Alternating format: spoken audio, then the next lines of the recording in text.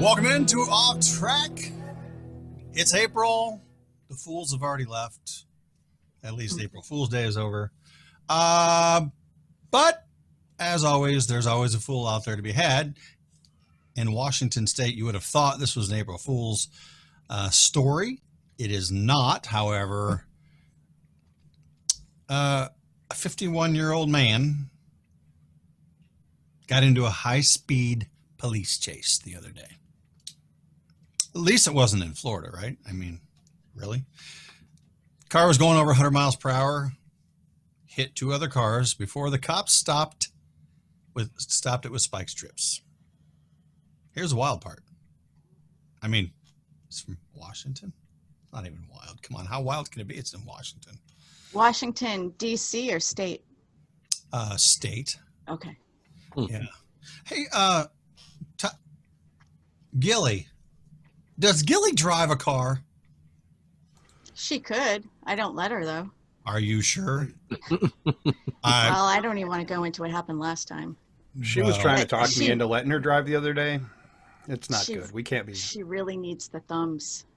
Well, because if Gilly can drive a car, then maybe she could have taught this pit bull that this guy was trying to teach how to drive his car at over 100 miles per hour.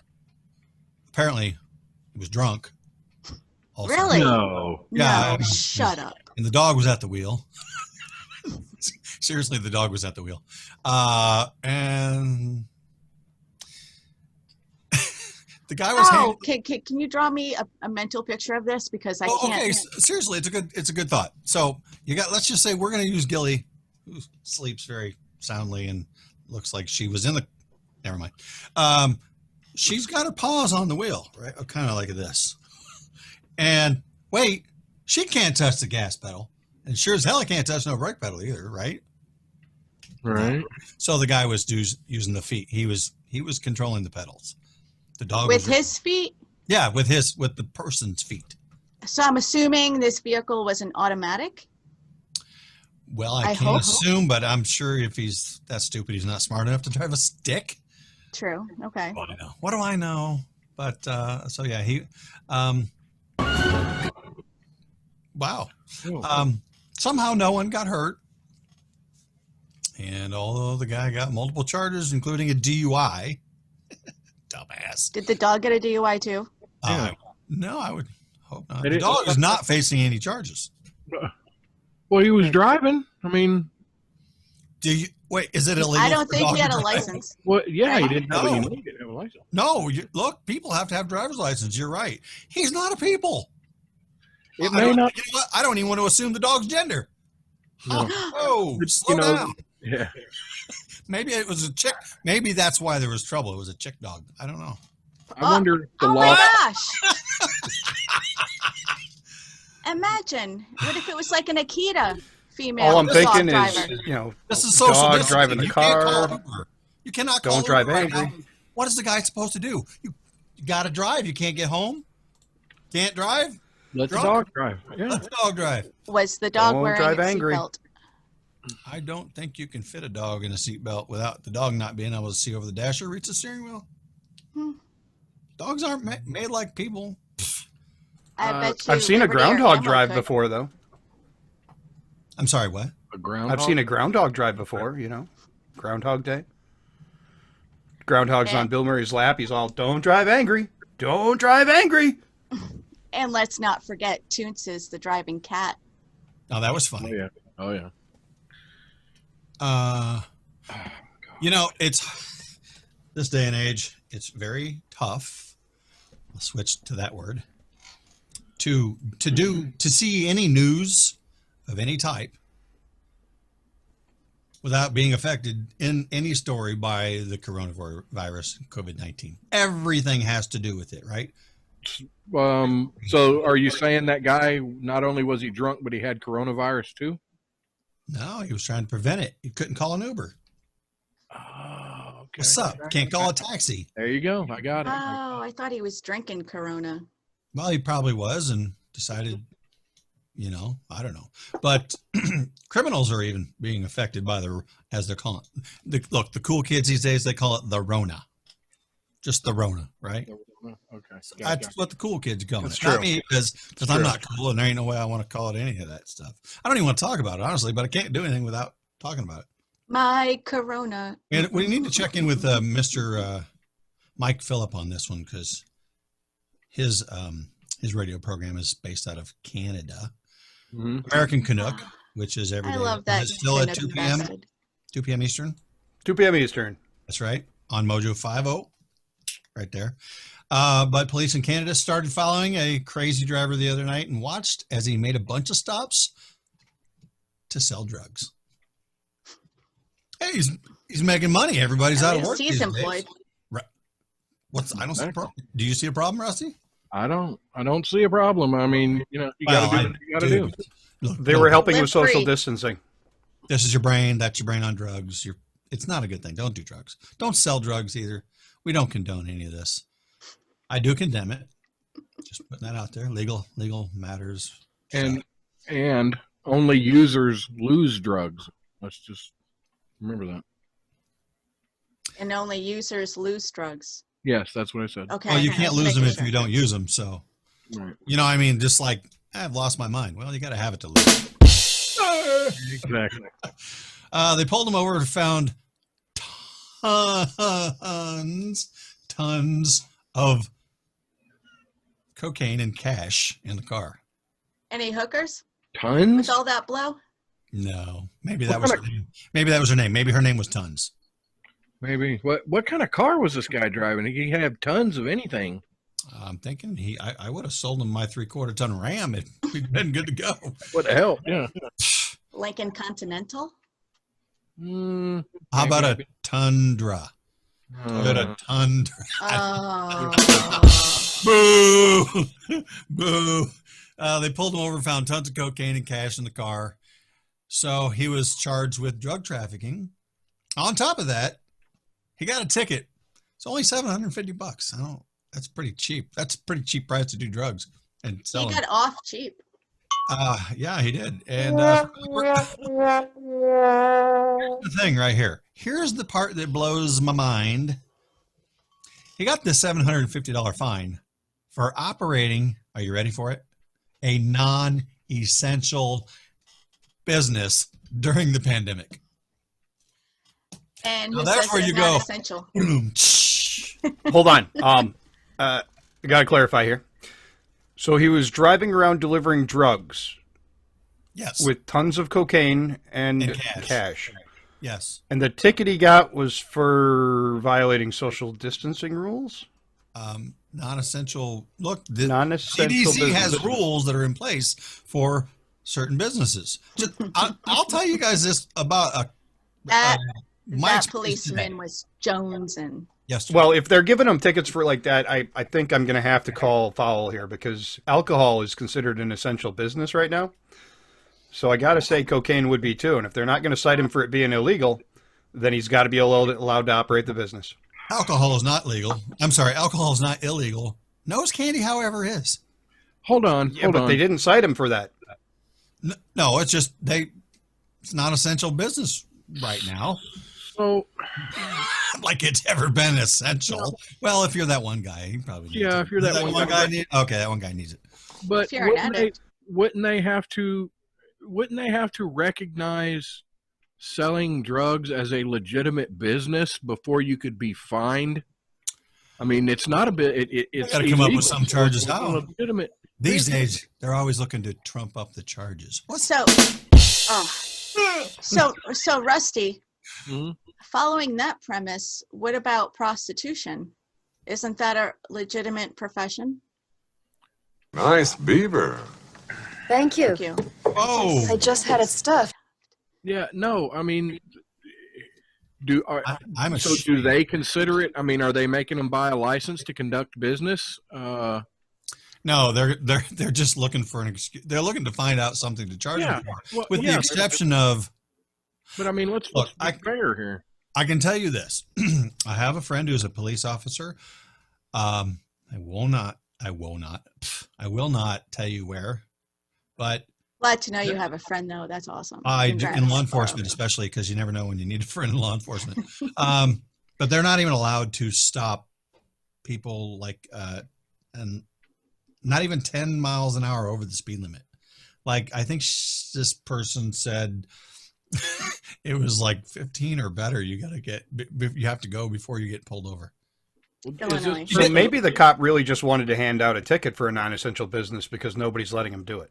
Okay, it's just like the guy the other day who got pulled out of the ocean for surfing, but there's boats on the water right there. I saw the picture. They're two cops walking this guy down the beach, arrested him for social distancing, whatever charge. And in the background I think it was the pier, and there's two boats in the water. You have to be in a boat in order to not get arrested on the freaking ocean? No, the cops just didn't stop the boat. They were safely in a vehicle. Some of these agencies, they're literally not allowed to stop. They're not doing what do I call it? I don't want to say crowd control, but they're just not allowed to make these stops right now. They're just like, no, stay away from everybody unless it's imminent. Yeah, what would be a general safety stop? Sure. Right. Which Traffic. I get. Look, I get it, but I'm already noticing people right here locally who are starting to take an advantage of the speed limit. It's 30 mile an hour. And they're flying through town at 45. Oh, It's so I can just roll through stop signs now? Check local listings. COVID-19 wreaked havoc on a South suburban man. At his worst, he was certain he wouldn't make it. With time, the right medication, and me? intervention from others, he was found in his hotel room. Well, that's pretty sad because I didn't play anything. Julianne was here with that. Well, that's funny because that's a story I was going to do. But for that, I didn't hit play. It was on another window. I need a producer. Anybody know where I can get one of them, Chris? Yeah, we had one for a while. We fired him a while ago. Yeah, there's that guy. Interns. So let's change it up here. Go over to a new sponsor, right, Chris? I think you've got something to play. Yes, I do. You should be prepared. Well, I think you're right. It may not be the zombie apocalypse, but present times prove it's actually not crazy to be prepared. And Mojo 50, in partnership with My Patriot Supply, will help our listeners prepare with Mojo50.com. It's smart to have a reliable emergency food source. Natural disasters have a devastating impact when all other conditions are perfect. When supply lines are stressed already, further disruption could leave your local markets bare for days or even weeks. You need a plan today. Only for Mojo listeners, and for a limited time, you receive $70 off a 2-week supply of 92 servings or $100 off a 4-week supply of 284 servings. You'll get meals packing 2,000 plus calories a day with a 25-year shelf life. More than just food, My Patriot Supply has personal water filtration, backup power, and lighting sources, as well as medical kits and other survival gear. All this and more is available to you, the Mojo listener, by using preparewithmojo50.com. That's preparewithmojo50.com. Very good, folks. Yeah, I think maybe that was sped up just a little bit or something. Just a tad. I sound about 10 years younger there. All right. That's funny because Mike still I was doing sounds what the I same. could to make you sound a little younger. Well, Mike already is a lot younger, looking anyway. What do I got going on over here? My whole thing is jacked up. I disagree. I think Mike looks older than I do. Well, we don't know how old that guy is anyway, right? Rusty, you sounded What? like a midget. I did. Oh, right up your alley, brother. Well, then, so did I. I am part of the Lollipop Guild. The Lollipop Guild. Right. Before we go any further into anything, we have a special guest this evening. Very special, as a matter of fact. Most of you, I hope you all know him. He's quite popular in the, the Apple podcast world? iTunes. Thank you. That's the word I'm looking for. I think he's in the top 100 still on iTunes podcasts. His name is Mr. Rocci Stucci. He's going to come up here after this break we go to. What? Rocky? From the Situation Room, Mojo 50. He's also on Shut Up and Listen over on Odyssey Radio. I'm not. Okay, here's another hint. He does paranormal investigations. He's an emotional meatball. He's that guy. He cries a lot. He's a big puss. I mean, a wimp and stuff, but I thought his name was Rocky Stucky. no, that was the Rocci restaurant from the Stucci. 70s. Rocci, what? Do you guys even know Italian? Come on. I don't even know you. The CC after no is hard. His name confuses me a little bit because in the beginning there's Rocky, so the double C makes a k, but in the last name it's Stucci, so the double C makes a ch, like a buccino. I know a buccino. Right. So should it be Rocky Stucky or Rocci Stucci? Yeah. Y'all are kidding. And why is he all stucky? Yeah. Should we just move on to? It's true. How did he get so sticky? Hey, wait! I gotta tell you something that's been making me laugh. What?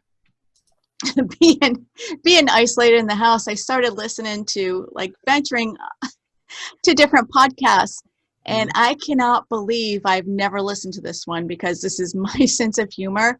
But it's been out since 2015.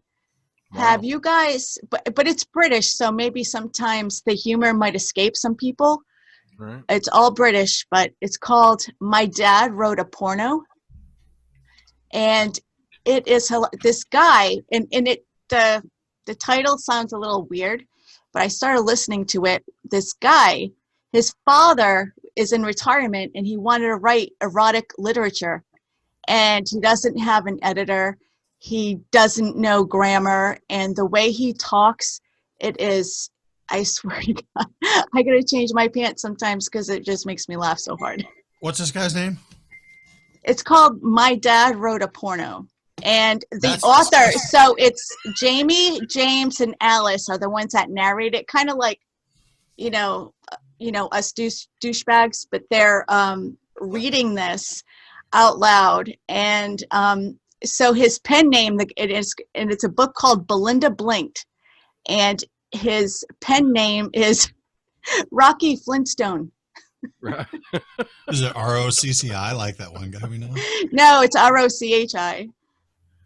Yeah, we'll have to ask. So the man has arrived. The man is here. I see. Yay! Not only is he on time, he's early. Sometimes it's good when they come early. He was talking. Oh. Where is this show gone? I don't even know what to think. Wow. Tough track, dude. But since he's here now, maybe he could help us out with that name thing. Yeah. So we got a double C in the front. It's Rocky. And the double C in the back is Stucci. Why do they make a k or a ch depending on where they are? I gotta not say. It's Italian, dude. Dude, it's Italian, bro. Leave it alone. No, I saw that on Twitter yesterday. Dude, I was going to respond, but I didn't because I was just going to say it's Italian. Dude, leave it alone. What? It's Italian, dude. Mind your own effing business. We're getting ganged up on tonight by these Italian people. Whatever. What we All right, I got to mute this. Sorry, go ahead. Talk about yourselves. I don't know. You don't even know. I don't even know. Rusty, did you have a little bit of this day in history that we were going to do? Well, welcome in, Rocky Stucci, the meatball emotional person you. I am emotional. Just for the record, too, I messaged Chris. I'm like, dude, did I come in a little early? You know what I'm saying? I like being early, but I'm here a little early. You know what I'm saying? That's get some. We got to give him more. They want more Stucci. Dude, Stucci, I don't know if people want that. I don't know. I get in trouble quite a bit. I get my Facebook stuff taken down, and no big deal. Just the everyday stuff. We're gonna run that down. We got all kinds of things to talk about, and most of them can involve you. So I hope you're comfortable. I hope so. You guys listen to my show. I'm comfortable talking about anything. Yeah, I know. That's why I like having you on here. This is social distancing perfectly done right here. Yeah, that's it. You know what? The newscasters are going to start doing this because they're jealous. Is it social distancing when a ghost molests you? Oh, bro. Well, technically, ghosts can't get viruses, so, bro, no. Unsocial distancing. See, so you can do anything you want with them. Dude, anything. And it don't hurt. Just saying. And it don't even matter about that Cheeto patch. It won't even get in the way. Even if it's braided. Cheeto patch. Dude, I'm a big fan of Cheeto patches. You know what I know, man. I would never forget that from back when, back in, what's the show? When you was in Fort Worth, with the Matlock guy. I can't think of the Yeah, name. it was Conservative Cartel. Thank you. Conservative Cartel. That's the name of the show. That dude, I laughed my ass off that day.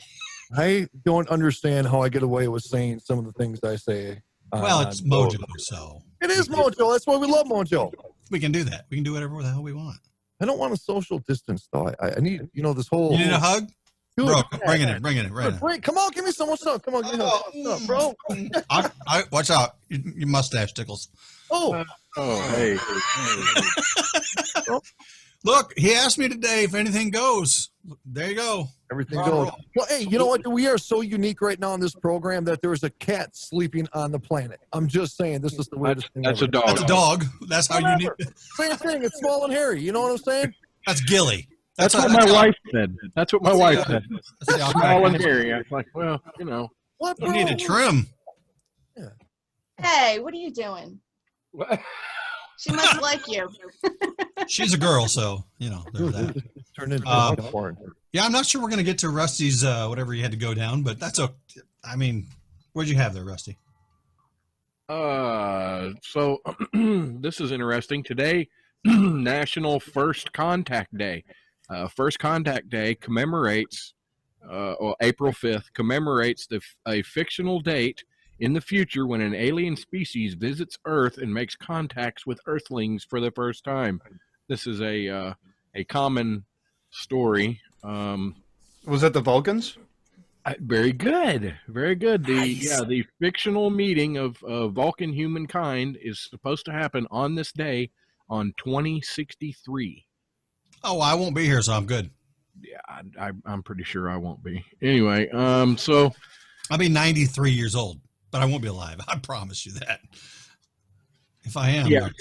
So one of science fiction's common themes depicts the first meetings between humans and extraterrestrials. Conspiracy theories surround Area 51, but a popular one speculates that first contact was made at Area 51. UFOs often stir up theories about first contact. I screwed that up. The earliest documented sighting of a UFO took place in 1639. That's pretty freaking interesting. And was recorded by the governor of Massachusetts Bay Colony, John Winthrop. I will say this. Out of all the UFO sightings that they're claimed to be, nowadays, it could be anything because so many things are in the air. In 1639, there was nothing but damn birds in the air. There's more to it than that. It ain't no plane. Right. Well, come on. 1639?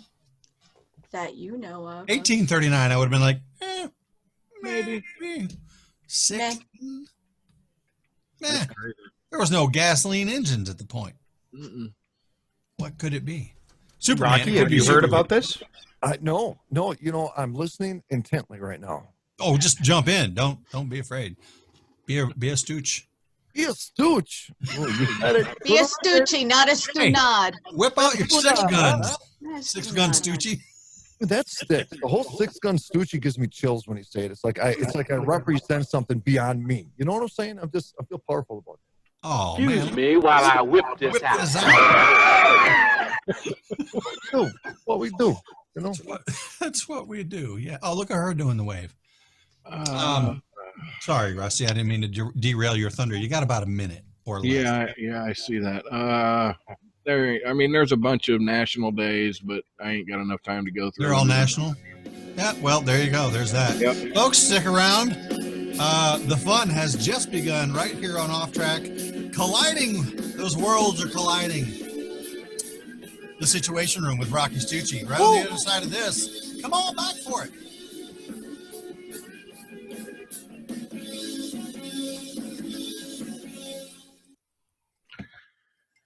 Turn your original sound on, Leroy. You guys can't hear it, but I'm gonna take this off here really quick. I'm not feeling my power right now wearing this. I kind of feel like a little feminine. Like you got Do it up. too many clothes You got on? like 2 minutes. I got 2 minutes. Oh, He knows how this works.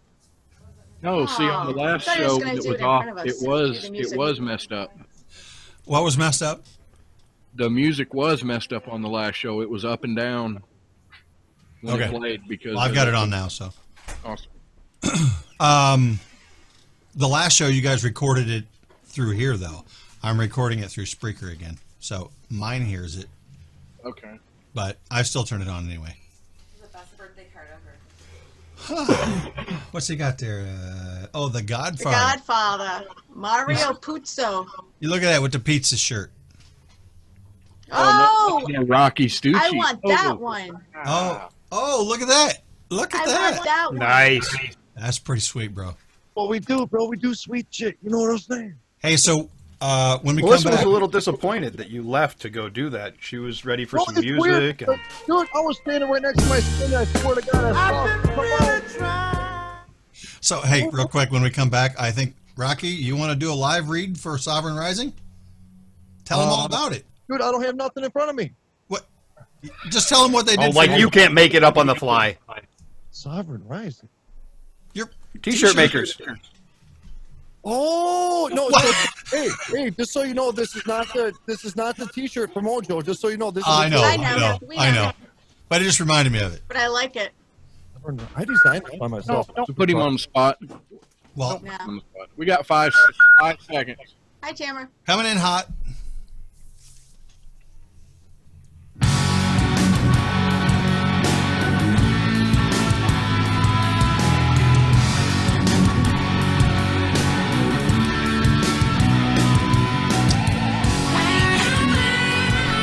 Welcome back, everybody, to Off Track. The worlds are colliding. Maybe even the world is ending. I don't even know in this time of day with, well, I'm getting a little loud up in here with the coronavirus and the COVID-19s and dogs sleeping on planets. I don't even know what to think nowadays, but we got Rocci Stucci in the house with us this evening. Welcome in, Mr. Rocci. How are you tonight? Oh, brother, I appreciate it. You know what? I love the hell out of you guys. I follow your shows. You guys hang out in my chat room, and, it's really cool about this industry is that, you formulate a really cool family. It's not the biggest family in the world, but it's the most important one. You know what I'm talking about? So I love the hell out of each and everyone. Well, we definitely appreciate you. Dude, I say emotional shit sometimes, and I just felt that just now. I feel a little more. I feel a little pitter patter up under my shirt here in a moment. What, dude, bro? It's not your shirt, it's your shorts. Oh, it's my. Anyway, you know what I've really enjoyed lately since you started throwing out the YouTubes at 11:15 ish during the day. Yep, Man, I'm digging it. And I'm not always available, but when I am, I'll be sitting at lunch, chit chatting and eating, and I love it. I like the fact of the family that we have that comes into these live shows. Right. I bit my tongue, so if I sound funny, I bit my tongue earlier. So don't judge, all right? Don't judge. He said, "Don't judge him. Shut up." Yeah, shut up. I'm gonna whoop your ass. Sorry, that's that guy over there. No, it's I like doing the live stuff. It's so hard though because my schedule at work is literally just twisted. And with this whole virus crap going on, they got us running skeleton crews. So like this week is going to be 7 o'clock at night because they have me working 12-hour shifts from 5 a.m. to 5 p.m. It's super hard. I like doing the live videos because I like interacting. And a lot of times, I feed off the energy of the chat room. They say something, I'll forget something, or I'll grab a comedic bit out of something somebody says in the chat room. And you can't do that, when you're not live. So it's kind of hard sometimes for me to create this comic value to the show without being able to play off the audience. You know what I mean? Because the audience is kind of your feel psychologically when it comes to that. So that's why I like doing it. And I know the times change, and I apologize for that. But 99% of the people absolutely don't care as long as they can come and hang out with the Meatball Army, Yeah, and I really like it, like you said, the being able to interact with your audience. And I mean, still to this day, to my knowledge, there is no other platform. I consider this platform to be more radio than podcasts. I mean, it is, but yeah, there's other people who put podcasts out there. Maybe they interact with people in their chat. I don't think most of them do, though. They just do the show, and they don't. I don't want to say they don't care. They just don't interact. They don't look. Maybe they don't even have people commenting. I don't know. These audiences, your audience, ours, combination of both, they are just awesome, and they are really hilarious people. Yeah, they feed off of it. Well, they empower us, and if Yeah, it they wasn't for do. them, that I mean, we wouldn't be at the levels that we're at right now. And it's amazing how just a little recognition every once in a while, just giving some shout out to people in the chat room, it just makes them feel part of something. And in the world that we live in, we become so isolated. Even without this virus crap, we've isolated ourselves from society because people have lost their shit. You know what I mean? Yeah. And people feel distance. And when we can create a platform for people to come and hang out, to be part of this, be part of something, it makes them feel good. It makes them feel whole. It makes them feel complete. And like I said, if it's a simple, hey, yo, how you freaking doing? Somebody in the chat room, and that puts a little smile on their face just for that moment, then I say that we're doing what we got to do, Yeah, I think it's a big Forget about thing coming from, and I'm sure at one time we were all listeners. I mean, you were a listener back when, right? And I still am. We all still are. We all still listen to all different kinds of shows. And, honestly, I listen to some other things as well beyond the political realm, and Mojo 50 and all that, because you keep up to date, you keep fresh, you get some new ideas, some topics to talk about. And being a listener, like you said, you hear your name called sometimes.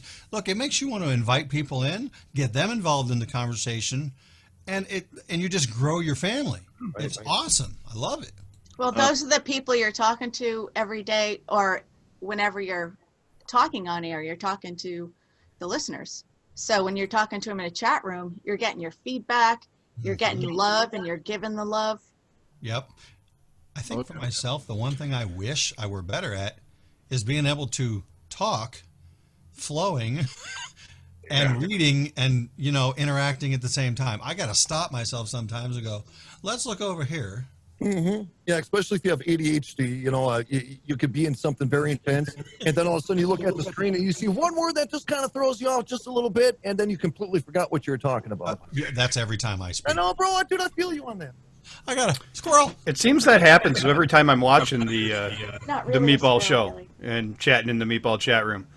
And speaking of the Meatball chat room and a Meatball shirt, I got one. I went and found it, so we should show the people. Oh, I'm going to like this idea. You're going to talk about some... there it is. Everybody see it? Can we all see it? Yes. We got the Meatball Army. One Rocci Stucci situation room. That's beautiful, man. So now, did Sovereign Rising Printing, did they design that for you? No, Scotty Roberts does all the graphic design for the show. Okay. Huh. That's beautiful, man. I love that. It represents, it's the Army theme. We wanted to go the Army theme, but we got to keep the crazy meatball with teeth. Everybody gets freaked out. They're like, dude, is that a meatball? I'm like, yeah. They're like, it has teeth. I'm like, I know, that's awesome. So is it like barbecue, or is it like just... What, bro? What? Shut your dirty whore mouth. Oh, my Marinara, God. right? Marinara? How about a little gravy? Oh, he's going to run out the door. Gravy, dude. Lock the door. Don't let Rocky out. He's going to run away.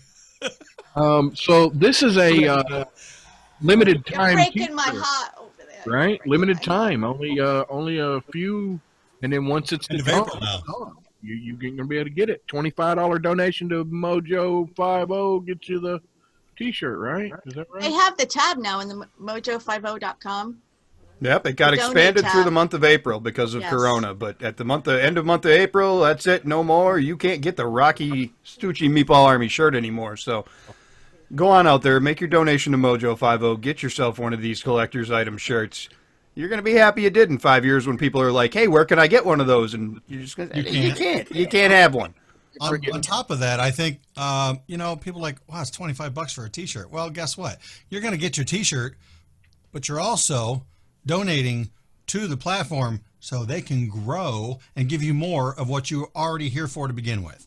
That's what I like about what Mojo's doing is that, instead of just saying, hey, donate here, let's create a product that people are going to appreciate. Let them pick the show that they like. Let them buy the merchandise from that show. It benefits the show. It benefits the network, and that people still get a physical object, a material object with their support for the network. So I agree. They're doing a fabulous job on what they're trying to do. And Ron and everybody behind the scenes constantly, you guys know this, man, they work hard. They're working super hard, and we're grateful of everything that they've allowed us to do right here on this network. And we love Obi-Wan Kenobi. That's right. They're working so hard, they're working more than one job. You know, if I was gay, I would probably have an attraction on Ron. I'm just saying. Well, it's that eye thing. Dude, it is the eye. I don't know what it is about it. It does. He can look at you and his wife at the same time and be turned on. Oh! What's up? Whoa! Bitches? It's the El Jefe at his best, right? Oh! El Jefe likes a 6-gun. Something about looking into the old one eye. Oh, whoa. Third eye blind, what? Whoa. Like hot dog flavored water and the chocolate starfish. I missed that one. Yeah, it's a Fred Durst. Limp Bizkit. So sometimes when you guys get Ron alone sometime in the future, what I need you guys to do is pull Ron aside and say, "Hey, Ron, you remember that one time that you were traveling from where were we? We were Florida, right? No, Savannah, Georgia. Savannah. Yeah, because we had to stop at Nine Line, and then we drove to Texas. Ask Ron. We played a game while we were driving, and the game was, "What would you do for $75,000?" Ask Ron Phillips what his answers were. That's all I'm saying. Ron, what? Look, I listen to Daily Mojo every day. I don't think there's anything he wouldn't do for even $1,000, $1K. I think El Jefe $75. Maybe 75. Yeah, take the 2 zeros out of there. 75 smacks. I think he'll do whatever you want. Guys, how do I look right now? I mean, do I look sexy? You guys well, you look a little like dark, not like tan, but you're no light. Where's your light at? Molto bello. Molto bello. You got to get your chrome dome show. I know you got hair and well, you don't, but I do. What? What? You need some oil? What? Do you guys want me You to keep leave? giving Sean that look, and he's going to get all distracted. You want to get all sexy and stuff? Get some sandalwood from Everyman Jack. I'm going to make a promo right now. I could go if you want this sausage party thing. No. I thought we weren't doing. We got a meatball, not this. Whatever.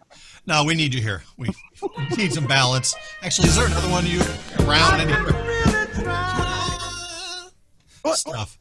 Oh my god! I know he just cuts it off right at the best part. When you feel it, no. I was ready to stand up and take my shorts off. All right, so You're wearing pants?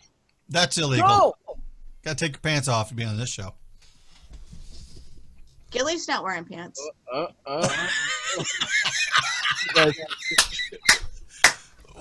Oh, there it is. What's that? Oh, I saw your foot. Hold on, I unplugged myself. Our guest just derailed us. So. Oh my god! Oh, there's some sticky stuff going on in my leather seat. I'm just saying. Hey, wait, I don't even want to know. Stucci sticky. Sticky toots. Sticky stooch. Is that like sticky cat taint? Dude, that's like Stop. Let's see. How you living, brother? Give it out of the. I'm doing all right, you know. All right, all right. All right. So, can you tell everybody? I mean, look, we have a lot of the same listeners, but obviously there's some outerlying folks there, and there's things that we want to know that we're not privy to on a daily basis. I personally want to know how you, or first of all, when. But how you got started in radio? Did you just get tired of no one listening, and you're like, I'm doing this because I got things to say, or what? No, it's really weird, brother. Because when I first got into radio, I wanted to get into paranormal radio. That's when I first started getting into paranormal, and I was working with a lot of really cool parapsychologists. And in the paranormal field, there's a lot of fairy tale crap that goes on. A lot of people, it's pareidolia, photographs. A lot of people think certain things are ghosts that really aren't. And it bothered me because I felt like if we're on this mission to try to prove the existence of life after death, then we need to bring some real science shit to the table. Not just a little meter that blinks pretty lights and a flashlight that blinks every time you ask a question. We need like real stuff. And so I wanted to start this show. Now, at this time when I did this, I was completely broke. I had zero money. I had enough money to get a 1-month subscription at Blog Talk Radio. And that's where I actually started doing my shows, was Blog Talk Radio. The first shows I ever did, I had 2 people. I had my mom and my dad. Those were the first 2 people that ever listened to my show. And, here's the thing. Something we see in this industry a lot is discouragement. A lot of people have these dreams about getting into radio. They think that they're just going to go buy this microphone and this little mixer board and a computer. They're going to fire it up, and that they're going to be famous in a week. people do not realize the work behind the scenes that it takes to produce a show, to run a show, to come up with content, to bring guests in here. Especially if you do a daily show, then it's like, oh my God, what are we going to talk about today? It is. It's a whole different dynamic. So what I did, so I would not get discouraged, is I shut off the chat room in Blog Talk Radio because I didn't want to see the fact that I had 2 or 3 listeners. I wanted to do a show as if I had 1 million listeners.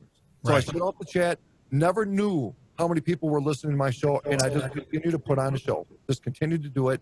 And as things progressed, the listenership started growing. But then I met John Ward, and John Ward is one of my best friends. He's an archaeologist. They have their own dig site in Egypt. I think we brought this up on the last time we were on. And he wanted to do this show with me called The Situation Room. But he wanted to talk geopolitical stuff. And, I've never been a big politics dude. See, I'm a con. That's the worlds I come from. And you can't con a con. And this is where I run into the problem with politics, is that I get too emotionally charged because I know we're getting played. I'm sitting there and I read these cockroaches like a freaking book, and then I watch an entire nation fall for it. And it bothers me. It really does bother me. So I had, I was skeptical about jumping on this program because I didn't know a lot about politics. I didn't want to know a lot about politics. And I said, okay, whatever, I do it because he was a good buddy. Scotty Roberts is everybody knows who Scotty Roberts is. So we started doing the show, The Sit Room, and things started growing from there. It was really cool. Started getting contacted by bigger networks. They wanted me to do my own show. That's where this name came in, the Rocci Stucci Show. Started doing radio on talknetwork.com. Then I met Ron and Don Newland, and just one thing led to another, bro. And now I got I got a global audience. I got people from the Middle East, people from Africa, people from England, Europe, that tune in to listen to our craziness. And so you guys know this feeling when you do your shows. In some shows that I do, I actually want to delete, because I feel like I've gone too far. Like I pushed the threshold too much. And then those are literally my best rated shows, because it's like people, I think they're so sick and tired of what's going on globally that they just want to shut it off, and they just want to get together with brothers and sisters and have a good freaking time. And so it goes everything against what I thought you had to do in radio, everything I do today. I always thought you had to have this specific format. You had to come in specifically doing this. Your outs had to be specifically this. And it's just like, no, what is good radio is people being effing real. That is good radio. People that can resonate with everyday single life issues. We're broke. We're hungry. We got to feed our babies. We've got to go to school. Every single thing. No matter if you're a liberal, no matter if you're a conservative, no matter what your political ideology is, you are a freaking human being, and we all share a lot of the similar struggles. So when you talk about these things like life in progress, when you talk about real life, that punches people in the chest. You know what I'm saying? And people walk away from that show with hope. They don't walk, like when you do politics, people walk away from the show pissed off. They got their tail dragging behind them. That's it, man. That's it. So that's kind of how the Meatball started in this world, man. Man, I love that.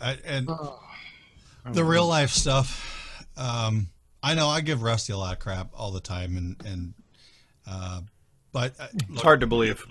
Well, we're all very critical. Of course, we're all critical of ourselves. We're critical of our voices and the content. But I think out of all of us, Rusty is our biggest critic. Right. Yeah, I am. I feel really bad if I don't think the show is doing good. It eats me up. Whiskey will tell you. I've called him. We'll get texts for days. Yeah, 5 o'clock in the morning, I've called him. I'm like, dude, we got to do the show over. We can't. Last year, this is no joke, not even an exaggeration. I know where you're going. I was up till like 1 o'clock in the morning doing something, and at like 5 a.m., I'm like, crack an eye open, wipe the crap out of I'm like, grab my phone. Are you effing kidding me? What the hell is wrong? And I'm thinking there's some audio issues. I don't even know. Well, you got to do the show over again. Crap. So I get my ass up. I call him. Hey, what's wrong, man? What did we do wrong? Oh, the whole show. It's just it's a pile. We screwed up. It's so boring. I don't even remember what it was. No, I'm like, no, man, I'm going to put it out there. So what? We're human. It's real. We're going to fail. It's real. But, in Rusty, there is no, don't knock yourself for having that standard. You know what I'm saying? I agree with that. I think Yeah, we all he gotta have keeps that us on track. Yep. Well, you know, just like in the paranormal community, you know, we always talk about when people come into like chat rooms and we call them trolls when they disagree with us. You know, trolls are important people. Like in the paranormal field, skeptics are very important people because what skeptics are doing is keeping the people talking about the paranormal on their toes and making sure they're not misleading people with non-factual information. And so, you know, when it comes to trolls, just because now there's asshole trolls, there's people that purposely go in there just to create disturbances. Sure. But just because somebody disagrees with you doesn't make them a troll. And also on the flip, just because you're offended doesn't make you right. You know what I'm saying? Bring it in, group hug, bitches. What? I will say this too: just because you're offended doesn't mean I'm being offensive. That's right. To maybe this will help you, Rusty. I believe that our failures, when we just are so real with people and let them know that we goof stuff up too, it gives them hope because it lets them know. It doesn't make them think. It lets them know the truth. That is, we're not radio celebrities or anything. We're people, and we care, and we have lives and families, and try to find jobs and put food on the table and not get sick, just like the rest of the world does. But it gets everybody else excited about doing their own podcast too. That too. There's so many other, you know, podcasts here and there that have come out of that. And I think what's so important about the worlds that we all live in, and the advice that I would give to people if they came up to me and says, "Yo, brother, I want to get into this. What do I need to know?" And I said, the first thing you need to know is that you can't give two rats' ass what other people think. Thank you very much. You know what I'm saying? You are going to offend people, especially when you push limits like we do on the sit room, and you guys push some limits here too. You're going to offend people. Because they chose to be offended. You got to expect ridicule. And if the judgment of another person is going to influence you, then you're doing something wrong. Because a lot of people, just like when we watch the NFL, everybody has, they have an opinion on what a quarterback is doing wrong, but yet nobody's ever been a quarterback.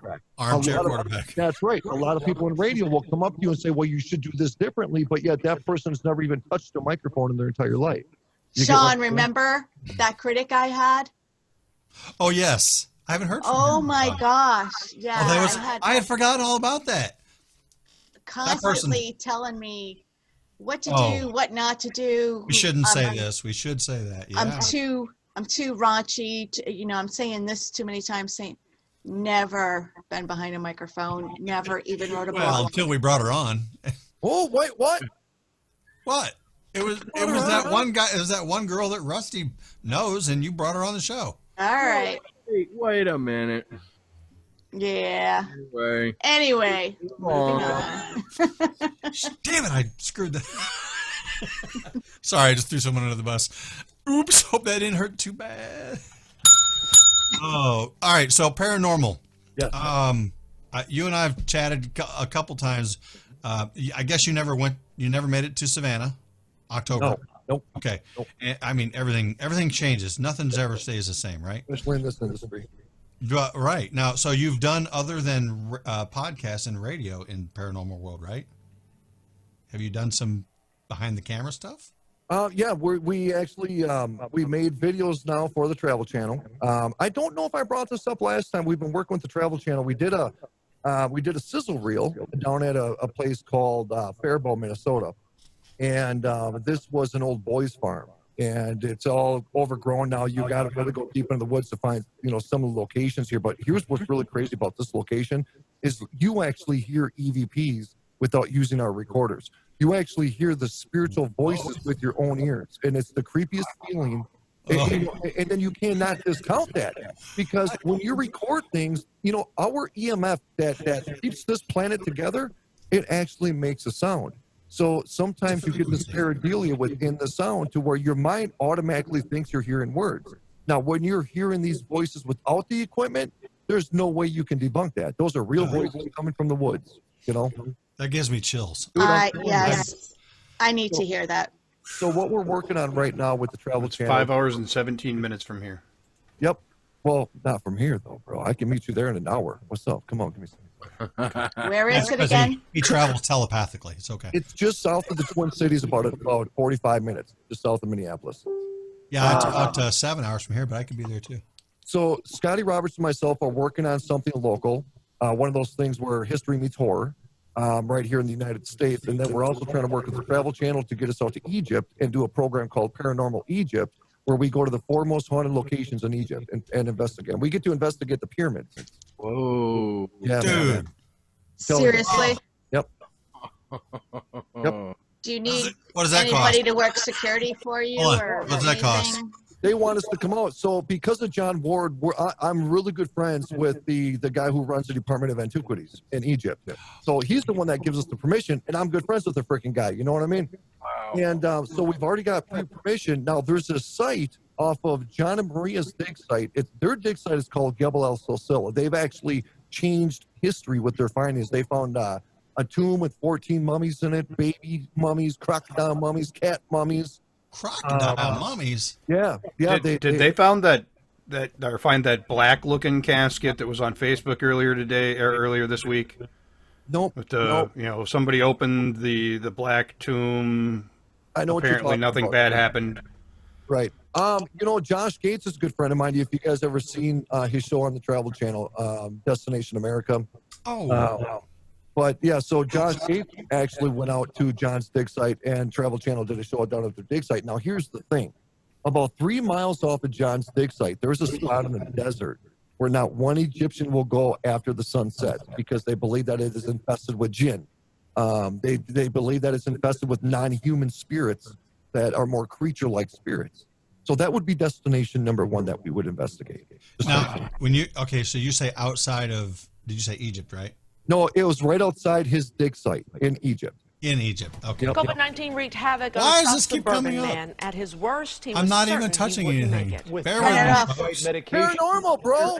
I'm telling you, He was found in his hotel haunted. room. Okay, I'm just. So are you going to Egypt? Well, whether the Travel Channel picks this up or not, if the Travel Channel does not pick this up, then we're going to finance this independently, and we're still going to do it. So there's Man, that would be some awesome one more location that I'm working on. Ready? Are you ready? Peoria. Chernobyl. Holy cow. Yep. Dude. So, I yeah. would- Are we going to have a Mojo Bus tour? Let me know if you want help with the fundraising or you need somebody to be security or whatever. Right. Yes. My buddy Security. actually got to investigate Chernobyl. And the piano in one of the schools started playing by itself. A lady got her shirt completely tugged on and she had a nervous breakdown. And then they had these, those heat sensor cameras where it picks up heat. And they started panning over to the apartment building next door, and they picked up a full-figured apparition that was standing right there on a balcony. Wow. Yeah. So I believe in Chernobyl because of the nuclear energy. I believe that atmosphere is completely charged, which is infestation grounds for paranormal activity. Anytime you go anywhere near nuclear sites, rivers, electrical grids, you always find that there is an uprise in paranormal activity. So I believe something like Chernobyl, because of the power introduced from the nuclear meltdown, that whole entire town is completely charged and has a whole community of paranormal that just lives there every single day. So would the leftover residue from that, or from, say from the power grid, help spirits from the other side to manifest themselves that we can see them? I believe so, because when you go to these other locations like ghost towns, or somewhere where there's not electrical, not a lot of river, this is where you start hearing cases where people's energy gets physically depleted. I've gone to locations before where my energy has been completely drained and I felt hungover for a couple days. Yep, go ahead, brother. No, go ahead. I'm just. Yep. So he was just letting you know music's going to come up in a second. Music's coming up in a second. So when we come back from the next break, if you guys want to carry on with this, I got really cool stories and whatever you want to talk about. Yeah, that's awesome. I want to talk about that giant asteroid or comet that's going to be coming by. Yeah, the one that might not even be that giant, right? Yeah, don't know. I don't see it. Well, it's over your other shoulder. It's over your other shoulder, woman. It's actually, I think it's right down there between your knees. Whoa, hey. Oh, like right over there. What? I don't know what you're talking about. What are you talking about? I'm being bad. I got to shut my dirty mouth. Folks, you know what to do. Bam, bam. Stick around for more Off Track. Right here, joining us, Rocci Stucci. In the Situation Room. See you on the other side, guys.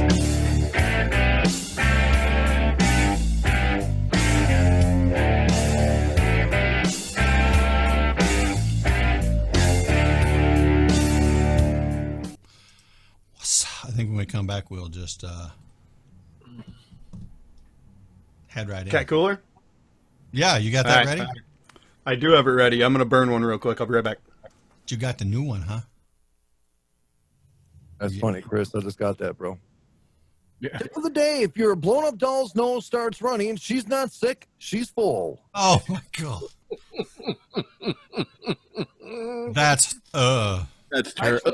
I had a listener send me a Hillary Clinton blow-up doll. So that way, folks, you can do the same thing to Hillary Clinton as what she did to this country. What now, bitches? No, I wouldn't. I would never make it. I'd never get off. You really? We're professionals, dude. That's what we do. We get what? Oh yes, paranormal.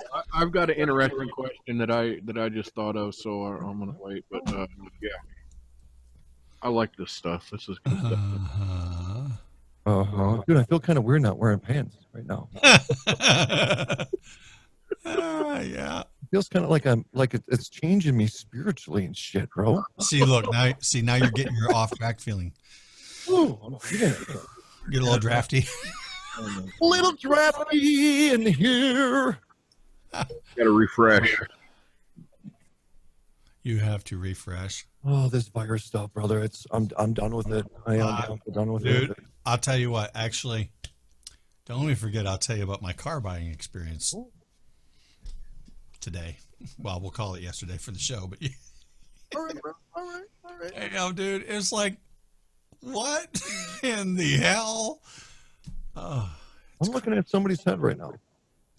That's Tamara. That's Chris's wife.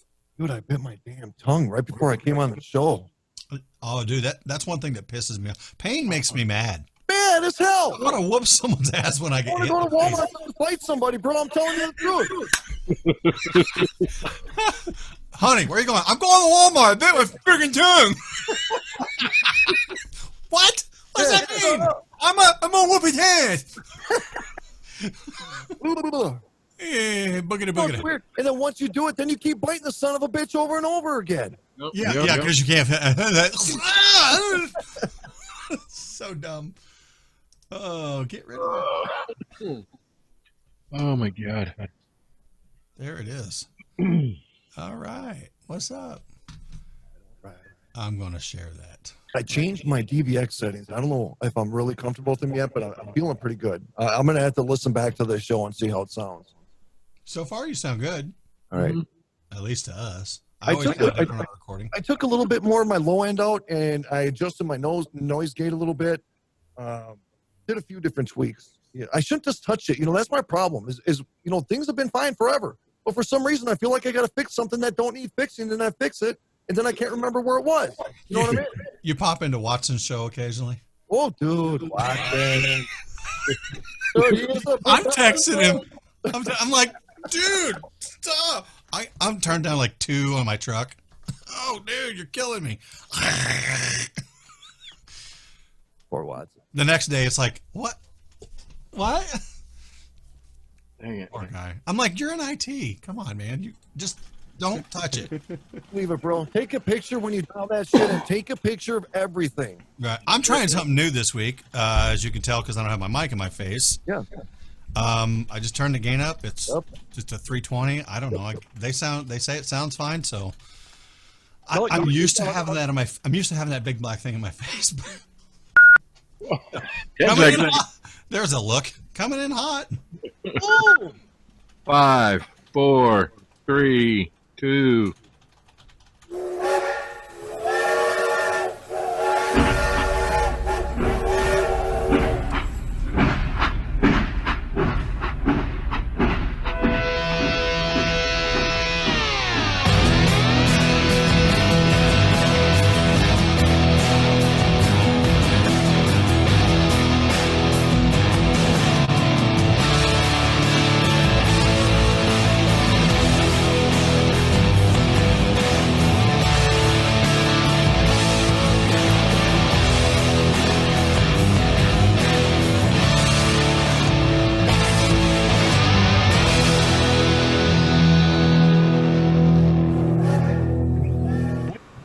Chris, hurry up and open that door and get over here and help me. This cooler's getting heavy. Well, yeah, I can give you a hand, but I locked the keys in the bunker.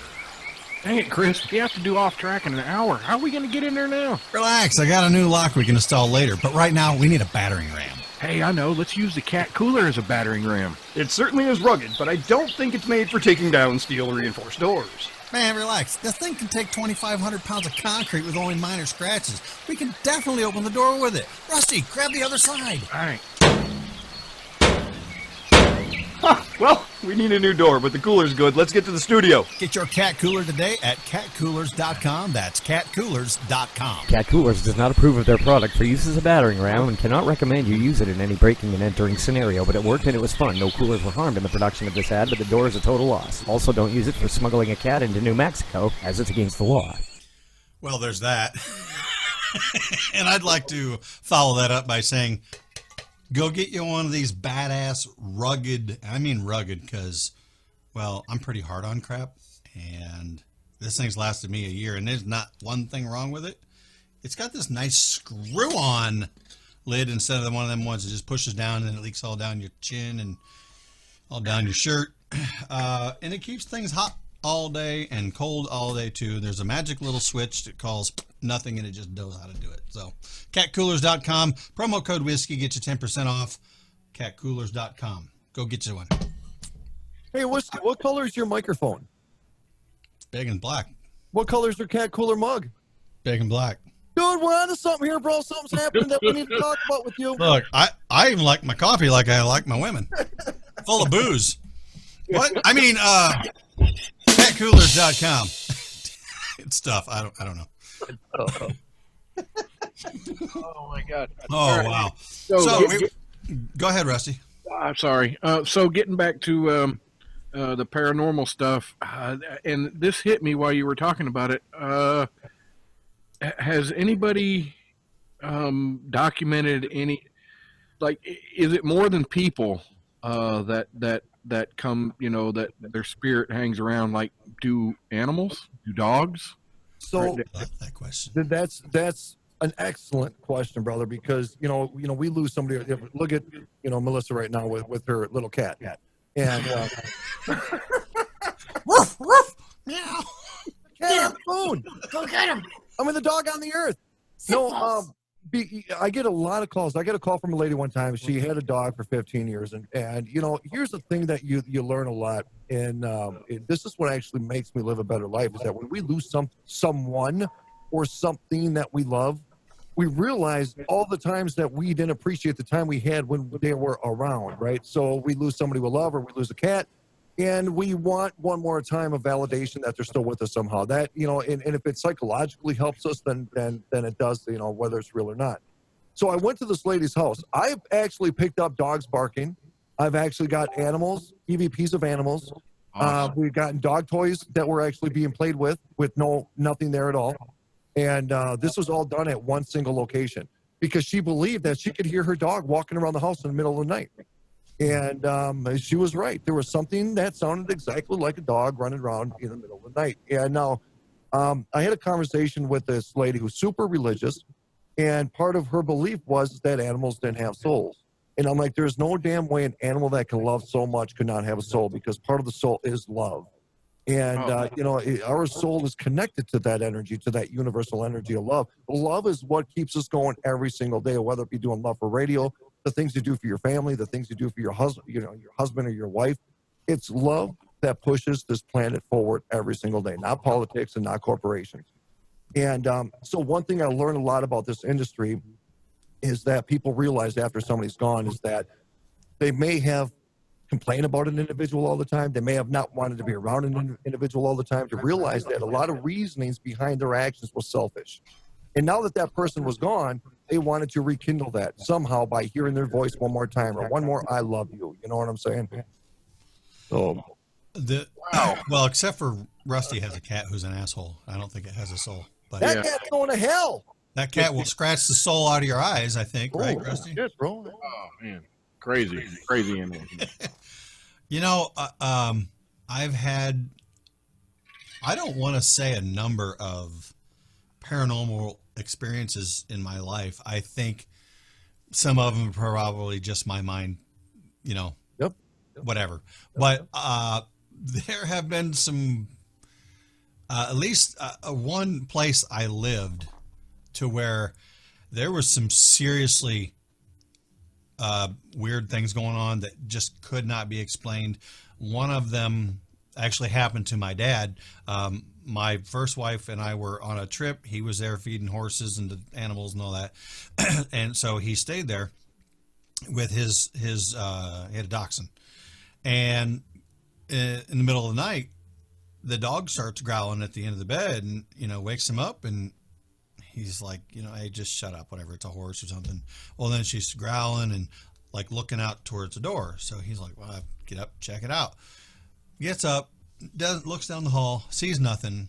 He's like, I'm up now. He goes into the kitchen to get a drink. Now the kitchen and the living room are all one big room. It's all completely open. He gets a glass of water. He's leaning up against the counter, drinking his water. The dog is sitting at his feet. And in the other side of the room, we had a couch that was at a 45-degree angle in the corner. Behind that was a big fake tree with white lights and, you know, just decorative lights in it. This tree starts shaking violently. There's no one else there. And the dog is the only one else in the room with him, and she's right at his feet. And my dad's like, because we had told him there'd been some weird stuff going on. Doors opening and closing when they were locked. You know, you would go back and check it. It's still locked, but it's opening and closing. And so Dad grabs his dog. He's like, I'm out. And he says, I hauled out the driveway. It's a quarter-mile dirt road. And he's like, shoo! I'm not coming back till you guys are here. And I'm like, that's crazy stuff, man. But it was happening. One of the creepiest experiences that I just sent a message to Scotty Roberts, and I told him to send me over an EVP because I want to play something for you guys here. Oh, yeah. This, if he can find this on time and he can get it to me, because of this specific event, I still sleep with my lights on. But here's the weird thing. I've seen a kitchen cupboard door open halfway and then slam closed. When you talk about scared stiff, that literally happens to your body, where your body freezes to where you can't even walk, right? So I've had all these experiences, but the thing that really haunts me still to this day was this house that I investigated exclusively for over a year. I had full access to it. We call it the Fernhill House. I used to go to this place before I really understood how haunted it was. I used to go there alone all night long in that house by myself. And I used to go sit upstairs in one of the rooms because I used to get these big bubbles. I know there's this big conspiracy about orbs, but these were big, like they look like glow-in-the-dark bubbles. And they would react upon my command, which was the weirdest thing. But the weirdest part that still kind of shivers my frickin' spine was on a hardwood floor. It was like somebody that was wearing cowboy boots would walk right up to you and then walk away from you. And you can feel the floor vibrate every time you heard the foot, you know, and you can't see that. So now there's the theories kind of contradicting one another, because if this is energy, well, that energy typically is not supposed to have weight. So what is it that is in that room that is producing enough physical energy to where there's weight to where it's actually making the floor vibrate every time you hear a footstep? Dude, I tell you what. That's a ghost, bro, not a spirit. Yeah. So I want to, how do you deal with skeptics and critics? I don't. I listen to what their grievances are within the community, and I practice those grievances. I make sure that, some people are so skeptical that their entire job, just like a liberal, will never listen to a conservative's argument because they are so confident in their belief system. There are some skeptics out there that their sole purpose is to try to debunk everything. I'm looking for the skeptics that are going to say, why don't you try this? Why don't you do atmospheric testing through meteorological techniques? You know what I'm saying? Because I think most skeptics would call it pseudoscience. Yep. And so do you get more skeptics from sciencey people or religious people? Both. So their views are two completely different things. The pseudoscience part comes from the science community because there is no proven science about what we do. That's why I get mad at groups when they go and they talk to a flashlight, or that there's an atmospheric change within static energy and the little meters go off and right away they think it's a freaking ghost. And they make the community look bad. Horribly bad. Mm-hmm. Now the religious community, depending on what your sect of religion is, depends on your belief of life after death. Now, my dad's a Catholic, but my dad very much believes in life after death. My parents' house is haunted. He has no choice but to believe in it. But there's other people that believe that it's strictly demons that I deal with, that they're non-human souls that I'm dealing with, that I'm being manipulated. So it's interesting, you talk to Muslims, about, life after death, and they believe something completely different. So, my working theory is this. How you choose to live in life is what will reflect your journey in the afterlife. So how you live in life is what your experience will be in the afterlife. If you are a miserable person, you are going to be one of those terrible energies in the afterlife. I believe God has given us one main gift, and that's life. And it is up to us 100% to do with it as we will. I don't think God's going to get mad at me because I don't go to church, but what God wants me to do is just to be a good-ass man. Be a good, compassionate human being and treat others as I expect to be treated. And to me, it's a pretty simple way of life. It's not that difficult to be a good person. But to a lot of people, it's very difficult for them to be a good person. And that is only a reflection of who they choose to be, right? So I believe that part of our challenge as a human being on this planet is to figure out our flaws and utilize these flaws to make us a better person, and that will be our transcript of what happens when we decide to leave this planet. I think you touched on something pretty important there. Talking about to be a good person and all that, and then at the end, to find out what was the last part? Find out what'd you say your purpose is? You take your flaws and you learn from them so that when you leave. Right. Your flaws, that's what it was. But he also called himself a good ass man. Well, he just... Is that a good ass man or a good ass man? Both, bro. Wow, it's kind of weird because what I'm going to say next is really... I think if you ask God to show you what your flaws are, he'll show you. And as long as you're willing and receiving of that, I don't want to call it criticism. I want to call it discipline in a good way from God to show you where you're at, to show you where you're wrong. As long as you're acceptive of that and responsive, it's a lot easier. Well, that's a profound point because you said the key word.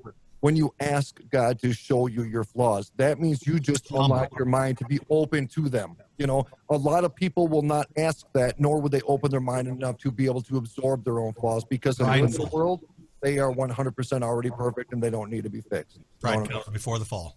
That's right, brother. That's right. Amen.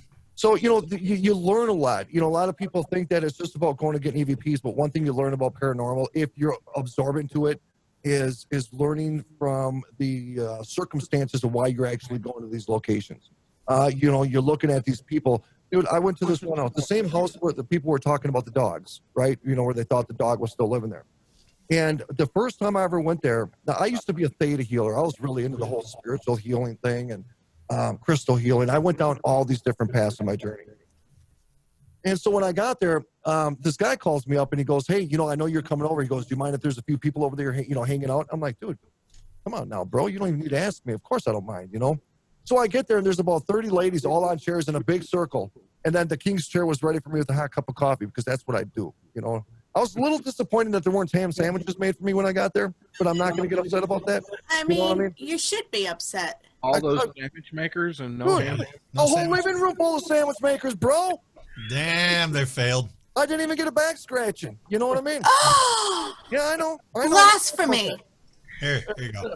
You scratch your back. Oh, boy, I got something else for that part. Whoa! I'll use it. Never mind. I got it right here. So I sat down and I gave these guys like a full 2-hour show of my little paranormal spiel and spiritualism and my journey in the paranormal and the belief systems. And we don't know what the right belief system is, right? We don't know. We just know how it reflects on who we are as an individual.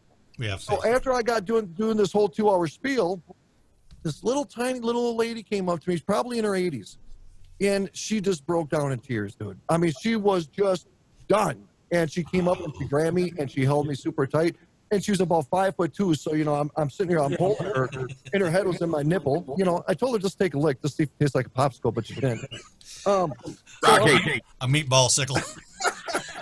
Rusty's getting mad. Dude, Rusty's gonna want you to delete this segment. See, Rusty's just like, can we stay on track for 5 minutes? She got the little piece of garlic right there. Oh my God. So and then she just broke down in tears. This must have been pre-corona when licking things was allowed, I guess. Yeah, yep, it was pre-corona. And she said, she looked at me crying and she says, I just want him back. She says, I just want to hear his voice one more time. And, that is a lot of what we deal with, and this is where I learned to be a better person. If I can sit here and absorb the loss and the pain of what somebody's going through because they feel they made mistakes and they didn't capitalize on those mistakes while that other person was still alive, I want to make sure that I'm not that person, because if I was, I deserve to be, because I recognize the signs while the people I love are still here and I don't act upon it. You get what I'm saying? So if I feel that same pain she does at that age, I deserve it, because I had every sign to live a better life and appreciate the things that I have right in front of me right now. That's why when I seen all these people on social media complaining because they had to sit at their house for 2 weeks with their children and they were bitching about that, their asses need to reprioritize their shit. And I mean that 100%, because if you can't spend 2 weeks with your children, then you're slipping somewhere and you got caught up into society standards and not your own. I would say super selfish. Oh my! Don't get me started. Yeah. Don't get me started. I know, and I'm not really putting anything out there that's not unknown, I guess, but I think that was a very important statement. I saw that when you said that on Facebook, and there's people out there who their families are separate right now, separated for different reasons. Actually, I mean, people are deployed. People, people are on business. I don't know. They're probably not doing as much as that as they used to be. But families are separated. Husbands and wives are separate right now, and social distancing. Some of them, whether they choose to or they're not allowed to, they can't get together. They don't have that option, So yeah, it kind of upsets me too when people are saying, "Oh, well, I got to sit here and I'm going to get to know this chick on the couch next to me. I don't know who she is. She says she's my wife. I don't know what." I'm like, seriously, it's funny, but dude, I know there's people out there who are really irritated about having to sit home with their family, and it pisses me off. Yep. But that's what kind of society's become. And there's another lesson you learn from the paranormal, community is that. Is observing and observing human behavior. And I do it all the time. That's what I do. I monitor stuff all the time. I monitor actions, and then I monitor reactions, right? When you sit here and monitor our Marxist society and what we live in, dude, we are so trained to live a very specific way, and we are so trained to believe that the way of life that we live right now is what it's supposed to be, and there's no other better way. Right. We are failing, brother. We are failing as a human species. We are failing our educational system. Our healthcare system is failing. Our government is failing. And we are failing as human beings because, we're too afraid to pick up our head and speak out because we become too afraid of public opinion. Yeah. You tipped my hat on the education thing. I firmly believe that, now, I wouldn't necessarily call homeschooling. I love homeschooling. Don't get me wrong. I am all in favor of that.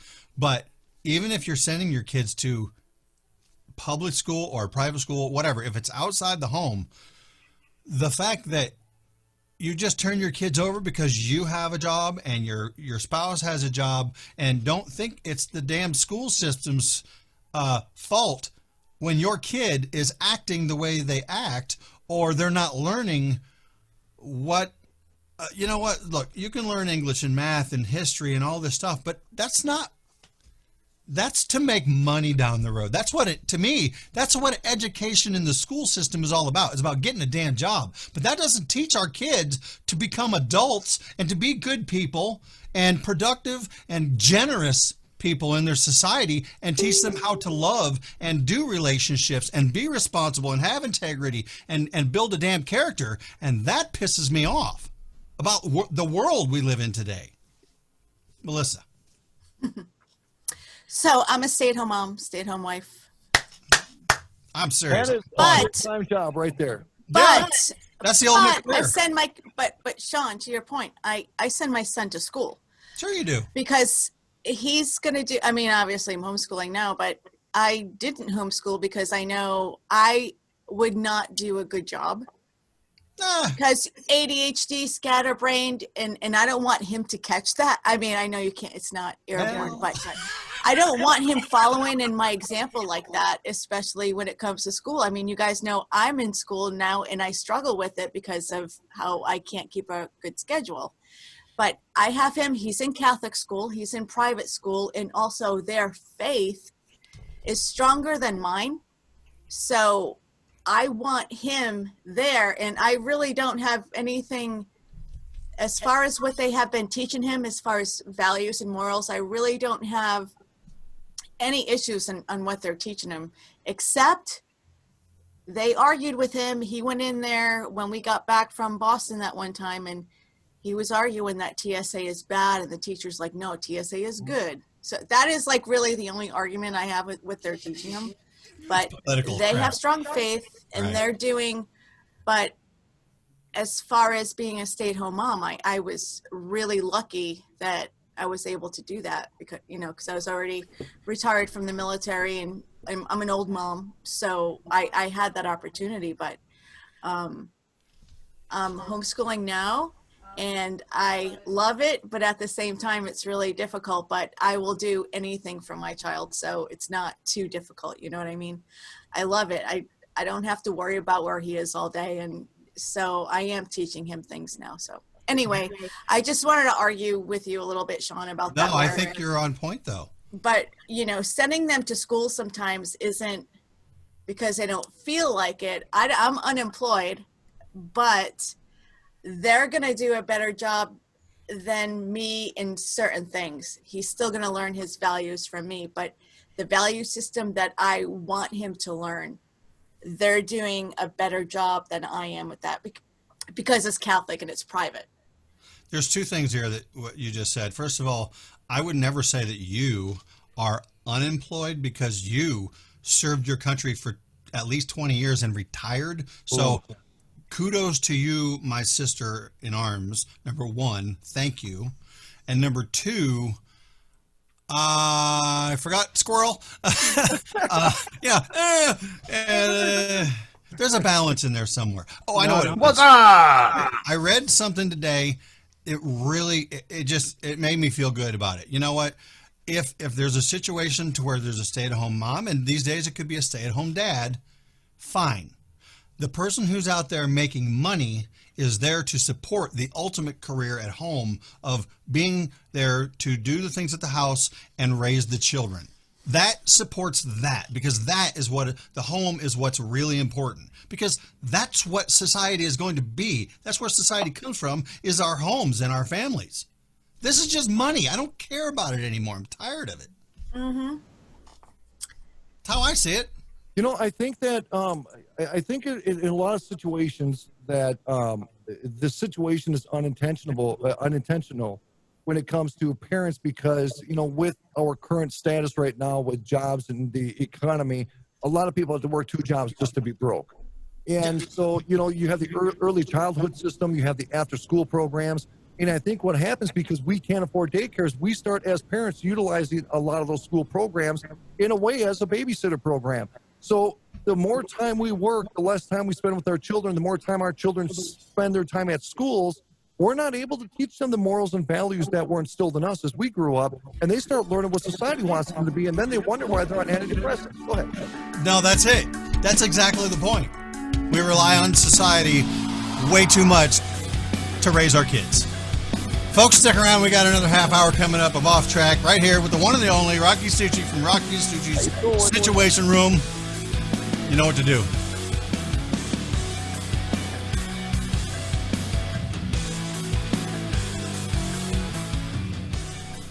You know, they always say that it takes a village to raise a child, and I say, no, the fuck it don't. It takes a parent to raise a child. That's what it takes. That's and of course, I know Melissa and we've talked so much about this on Life in Progress and just phone calls and everything. I think it takes 2 to properly, a man and a woman. Yep. It does. A dad figure. I mean, not just a man in the house. A dad figure, not just a mom, not just a woman. A bump on a log isn't going to teach your kid. Right. Like I can't teach my kid, my son, how to be a man. I can't.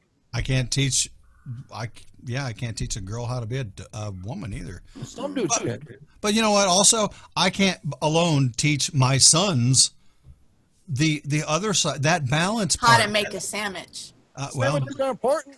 I can teach them how to make a sandwich. Come on, I'm diversity. I'm diverse. There you go. There's the word. Multicultural, yeah.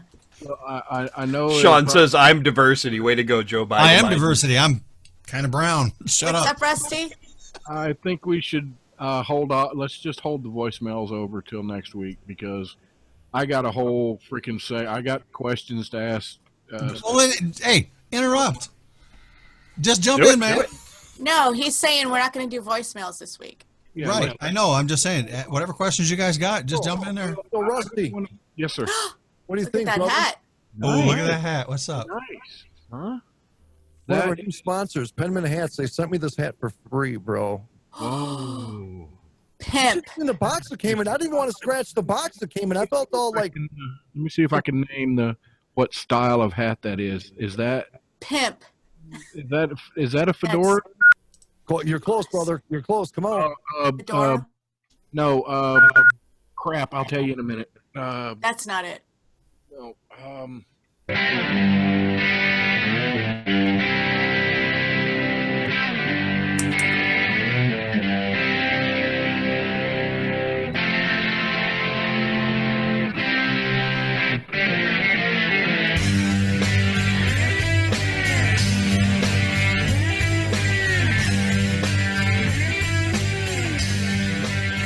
Sorry, guys. I had to improvise a little bit here real quick because I couldn't find my other picture. So we're doing it this way. Look, hanging out tonight with this Rocci Stucci from the I can't talk room, the situation room.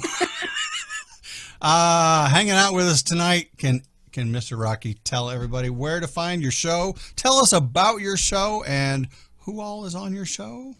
I got Scotty Roberts as my co-host. The show airs, it starts Sunday night because I'm Central Time, so it starts Sunday night at 11 o'clock p.m. Central Standard Time or midnight Eastern Time, and it plays 6 nights a week, and then the replay is at 6 a.m. Eastern Standard Time. We have psychics on our show. We have ex-military on our show. We have so many different types of really, really cool people that get really, really deep on stuff, and then there's shows where we talk about waffle stomping. You know what I'm saying? Because that's important to talk about. I know you talk about stomping poop down a shower drain too. So, I gotta let people know this. We get serious on our show, but we also get wild and freaking crazy. So, there's kind of a request that I have. If you're gonna come and hang out, please have a sense of humor. Please be willing to laugh. Just relax a little bit. We have amazing people, amazing friends. And sometimes we just want to have a good time and just talk crazy stuff. You know what I mean? So prepare yourself. That's all I'm saying. I really appreciate that sentiment. I don't worry about offending anyone, but sometimes I want to cut loose a little more than you know what I mean? I'm just like, okay. But I got the audio if you guys want to hear it. What's that? Let's do it. Let's do it. I'm listening. I'm turning my volume. All right, volume. so the big cannoli came through for me on the spot. I had to email him, and he sent it while we're doing this recording. So thank you, Scotty Roberts. Now, this year, I played this a few times on my show before. This year was at the Fernhill House. This is when I was in this event that Scotty used to put on with all the Ancient Aliens people, and it was called the Paradigm Symposium. So all the people on Ancient Aliens used to fly in, and we used to do this big speaking event together. And so John Ward was coming in. A bunch of people from Ghost Hunters were coming into town. So I said to John Ward, because he, obviously he doesn't live here. I'm like, dude, you got to come and check this house out because it's something that is not your typical haunting. I've never seen. I always told people that if you ever wanted to prove the existence of life after death, this was the house to do it. And so we went there and we walked around the house. We did our thing. We got some EVPs. I mean, these EVPs were so clear. It was like me and you talking. We didn't have to clean nothing up. It was like another human being right next to you. That's how strong these EVPs were.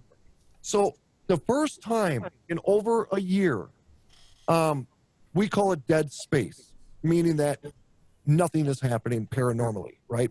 You don't feel anything. And this house was always freaking charged. So I started, and I'm not a provocateur when it comes to paranormal. I'm actually extremely against it. But I started asking questions while we're in the basement when everything went dead. Like me and the lady had a deal worked out because she was so freaked out. She's lived in this house since a baby, and she's in her 60s now.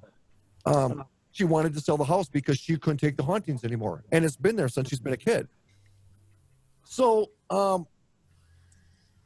she was going to sell me the house or give me first option to buy the house. And what I was going to turn it into was a spiritual center because there's no way I could bring my kids there to live there. So I was just going to use it as a business. Let spiritual teachers come there and do it. Let people do some real scientific investigative work. And so we're in the basement. I started asking these questions like, I may buy the house and, and there's a big backstory to this. This lady was designed to own this house. It sounds really weird. So I'm going to pull this up. If it goes off, I'm going to try to stop it before I'm going to open it. Okay, hold on. Boom. Let me pause it. I think I've seen this. I think I know exactly what you're talking about because I've watched several of your things. All right. Yep. So you probably did because I shared this quite a bit on my show because it literally traumatized me. So now this is what is, you're gonna hear the spirit box in the background, and then you're gonna start hearing this ticking.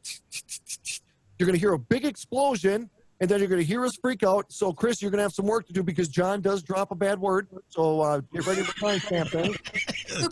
Timestamp. This was a guy who crawls around in pyramids, and he gets that freaked out about this. And you're going to hear us run upstairs, and then I'm going to cue you, and we're going to play twice. When we get upstairs, you're actually going to hear somebody start breathing and then say, welcome. They're going to go, and then they go, welcome, just like that. You're going to hear all this in this clip right here. So here we go. We call this the Big Bang.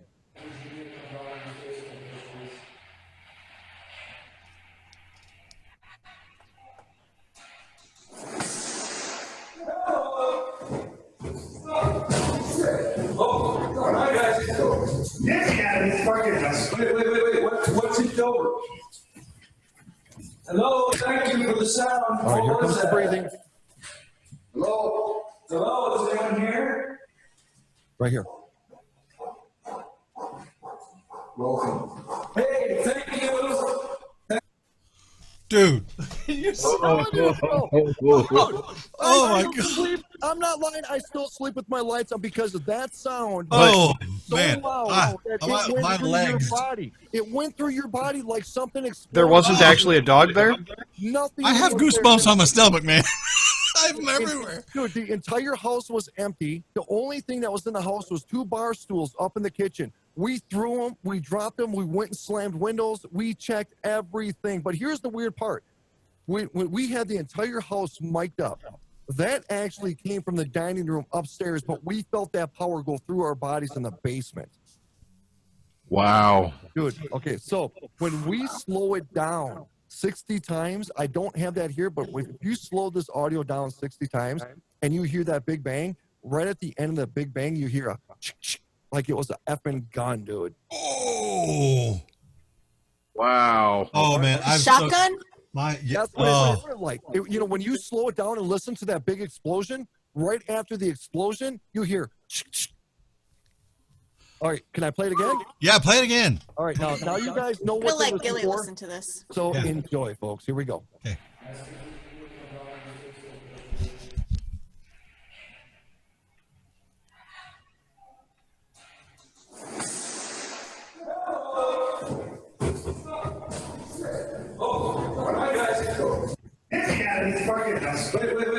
What's it over? Hello, thank you for the sound. What was that? Hello, is anyone here? Breathing. Welcome. Hey, thank you. Wow. Man, That's creepy. I was driving home that night, and I will find the picture and I will send it to you guys. I was driving home, and I got the chills when I was looking at the dining room window, so I took a picture of it, and I got a guy's freaking face staring right at me with a beard, a mustache, wearing an old type of, like an investigator hat from the 20s. Looked like he had a pipe in his mouth, staring right at me, dude, when I was driving away. That's crazy. Dude, I'm telling you. I don't even think you have to edit anything. I didn't really. No. So when I talked to Barry Fitzgerald, and Scotty talked to Barry Fitzgerald, and we asked Barry Fitzgerald because Barry Fitzgerald was on Ghost Hunters International. So Ghost Hunters International did a lot of stuff in Ireland. That's where Barry Fitzgerald is from. He said the only time he's ever heard anything like this was in the caves in Ireland where they have the fairies, where they have the more elemental type of spirits. And what he believed it was a spirit or a ghost manifesting so aggressively that it literally breaks like the sound barrier.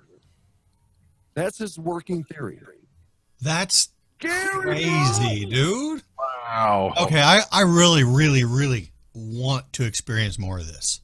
It's like I get this rush. Like I'm just hearing a story tonight. I'm not even experiencing it, and I'm getting chills. Yep. Wow. I want to experience more of this. Well, there's the reason that we made that promo with the Ghostbusters for Stucci. Oh, I forget. Yeah, Mr. Does he remember that? Play it, Chris. Are you troubled by strange noises in the middle of the night? Do you experience feelings of dread in your basement or attic? Have you or any of your family ever seen a spook, specter, or ghost? If the answer is yes, don't wait another minute. Pick up your phone and call the professionals at Stucci Supernatural, Paranormal, Metaphysical, Investigative Services, and Pest Control. Our courteous and efficient staff is on call 24 hours a day to serve all of your supernatural and pest elimination needs. We're ready to believe you. Find this and so much more on The Situation with Rocci Stucci, Monday through Friday at 12 a.m. Eastern, only on Mojo 50 Radio. We're ready to believe you. Oh my gosh, I had forgotten all about that. I forgot all about that. That was like last summer, right? Oh yeah, it was. It was last. I don't know. Cows was that? That was a while ago. We had cows in there with us. Shout out to Backyard Cow. Damn. What do we got? You guys want to? Here's my thing really quick. When you have experiences like this, and now, 90% of what we experience, we can question. But when you have significant experiences like this, and you are validated that there is so much more beyond our understanding of science on this planet and our understanding of our existence, if that doesn't increase your faith in that higher power, I don't know what will. I'm just saying, I don't know what will. Do you think most people, or not most, but do you think a lot of people that do have those experiences never share it? I think a lot of the people, when I've gone to their houses, that's exactly what they say. They're too afraid of public opinion.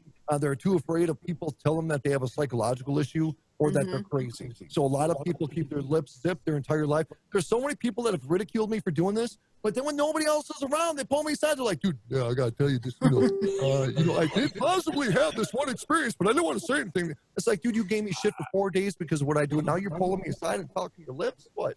No, that don't work for me. All the time, brother. Story of my life. That's crazy. I have a, and I don't know how to put it into words, and I think I know you're gonna agree, or I don't know.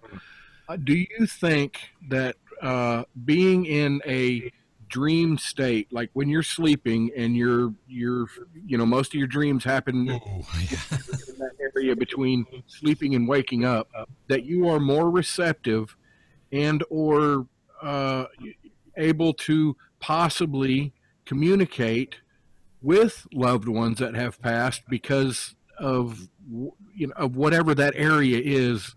Do you know what I'm trying to say? Altered consciousness. So yeah, it is an altered consciousness. So when you're awake and you're fully conscious and you're going through your day, we're only apprehending 2 to 3% consciously of what's going on around us. When we're sleeping, that number skyrockets, right? So now, I told you guys earlier that I used to be a theta healer.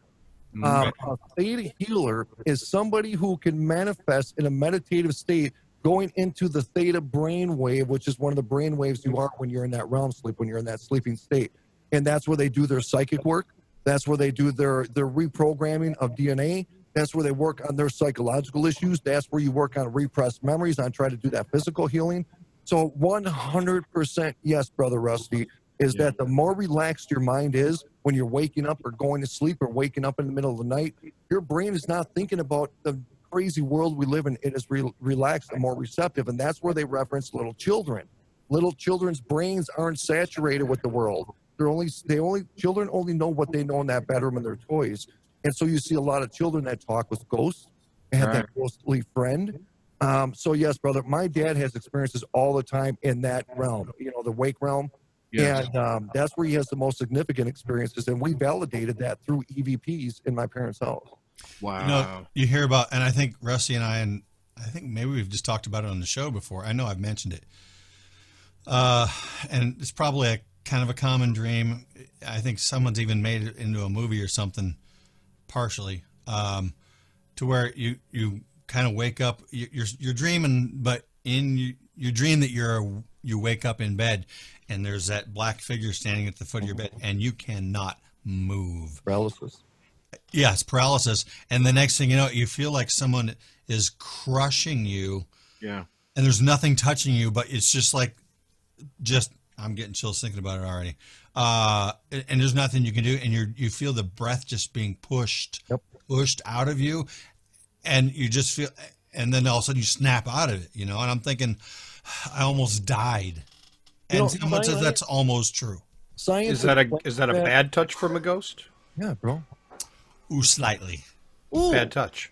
No, yeah, it's demonic in my eyes. I got you. And you know, you're kind of, I agree with you there, because when I was in the hospital one time, I had sleep paralysis. Now, again, science will say one thing. Now, everything I'm saying here, folks, when it comes to paranormal, these are my working theories of my experiences I've had over all these years. There's nothing that could make significant what I'm saying here, right? When I was in the hospital, I had sleep paralysis. And it was like I was awake, and then all of a sudden, I blinked my eyes, and when I opened my eyes, the whole hospital was dark. And I couldn't move. It was like I was tied down, like somebody was standing on my chest. But I could hear creatures running up and down the hallway in the hospital.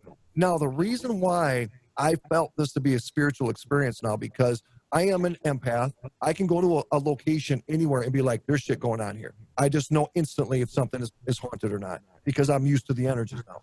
When I go to hospitals, I don't feel a lot of human spirits. I feel creatures, like I call them leeches, especially treatment centers where people are psychologically and spiritually broken from their addiction. And those are the most vulnerable people. They always say if you're a drug addict or an alcoholic, you cannot do paranormal investigations because you're susceptible to attachments. When you go to a treatment center or a hospital and you have people that are broken there, no matter what kind of broken, they're spiritually weaker and allows them to be attached onto a lot more easier. Again, working theory, I'm just saying, but I feel pretty confident with it. What's up? I'm wondering, do you read, like, not science fiction? Yeah, I guess science fiction. Do you read, like, horror and fantasy fiction, like Shirley Jackson or Stephen King? Is she hot? No, I don't read her anyway. Doesn't matter. Sorry, go ahead. No, but some of, I mean, I like horror and I'm not slasher, but I've always been intrigued with that. And Shirley Jackson is one of my favorite authors for haunted houses. And then you also have Stephen King with The Shining, and there are and of course the movies aren't always as good as the books. But have you read or listened to any of those? No, I'm not a big reader. You know, and I actually don't watch a lot of horror. I don't watch a lot of paranormal. Nope. Dude, I'm a documentary guy, man. I like to watch like documentaries on like the creation of the psychological industry, because the paranormal thing is one thing, but understanding the human mind is the other. And every aspect of our life and the things that we do, the people we talk with, it's that universal energy. And so, you know, understanding the human psyche, then we also understand how big corporations and big governments, you know, take advantage of our psychological statuses, and they break us. Yep. Everybody does. Yep. That's advertising. It's all 100%. Yep, 100%. So yeah, it's been a pretty interesting ride, and I have no regrets. It's made me less fear of death, and it's made me more aware of life. You know what I'm saying? Dude, that felt good. That just kind of flowed out just now. That felt good. It feels very nice, doesn't it? Very faithful. A little bit. You know, and I actually have my hand between my legs right now, bro. Whoa. Hey, and Rusty. Hey, we don't believe you. Let's see. No, sorry. I'm over here. I forgot it was a sausage party. It's not. You're here. Well, I have to keep peeling myself up from the leather because you know. Oh, it sticks. Oh, so Rusty, let's do this real quick and then we'll. It's a meatball imprint. Rusty, you've got some voicemails to run down real quick, and then we can run show close. And there might even be there might Are even you be uncomfortable, Sean? No, we're giving Rusty a chance to get these out. But there might be some off-track after dark action tonight. We'll see. Yeah, You guys have to stick around for some extra content. Maybe I've got the voicemails ready to rock and roll. Hearing that, I'm hand sanitizing right now. Yeah. Yeah. Okay. I'll Oh, crap. Here we go.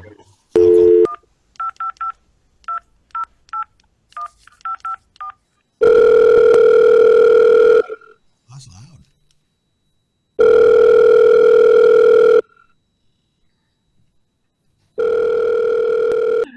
Thank you for calling the Mojo 50 voicemail service. Please enter your passcode.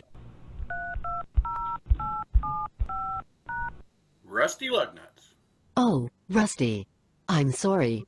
I have been hard on you lately, and I should not have treated you that way.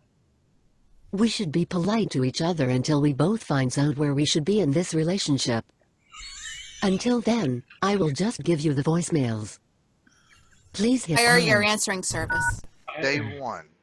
I'm still trying to find something to like about Off Track. I've managed to listen to the first few episodes from Spreaker, but I haven't found anything yet. I'm still trying, so I'll keep you all updated.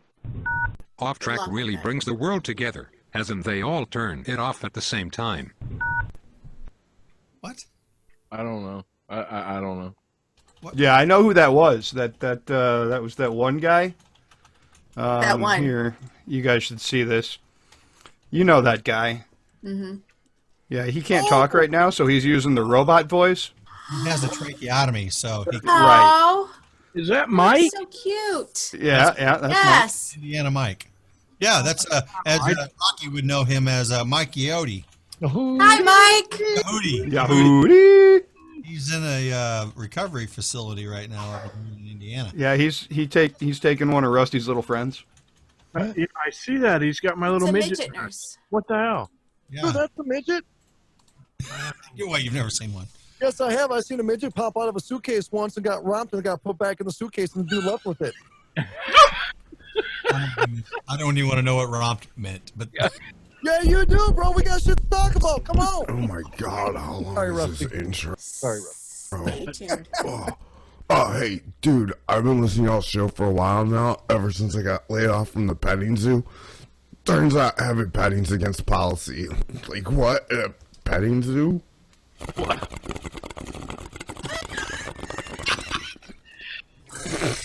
Anyway, I just wanted to say it was great of all you 80s band members who started a podcast. Dude, Kenny, Mr. Loggins, I didn't even know you were still alive. You look great for what, like 96 years old? What the? What the hell? Dude, this is a triple hit. And Madonna, wow. I'm just saying, I prefer your early hair better, but this is still better than the lesby butchy blonde that you had it for a while. Ooh. What? this is Kirk. He said, what? But Slash, Bubby, bro, you let yourself go, man. Dude, you could have had any woman in the world. Well, maybe not Rosie O'Donnell, but I'd rather French kiss the business end of a swinging pickaxe, am I right? But dude, you gotta be relegated like midget porn and warm coconut oil, bro. What the hell? Who needs warm coconut oil? Oh man, it's me again. I got another idea. Okay.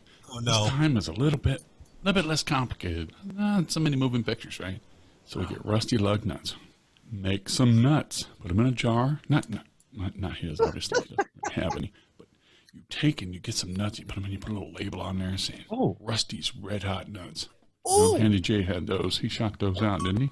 No, that was in little golden little nuggets he shot out. Yeah, during that big event he had that, everybody wanted to name his stones. And the guy just, anyway. We're going to make $1 million with Rusty's nuts.